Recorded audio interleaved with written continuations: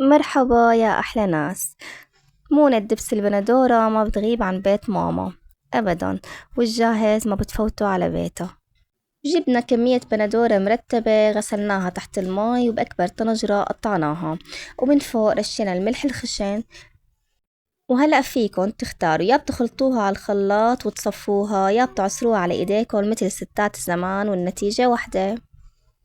ونحن عملنا نص عصر ونص خلط، ومن بعد ما صفينا العصير جبنا أكبر دبجانة لقيناها بالبيت، صبينا العصير بالدبجانة وطلعناه على السطح.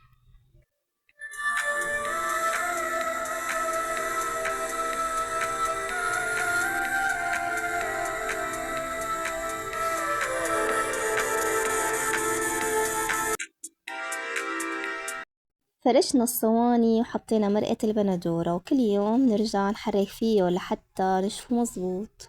ولما خلصوا يا ويلي، اللون خيال والطعم أطيب من أي شي بتتخيلوه.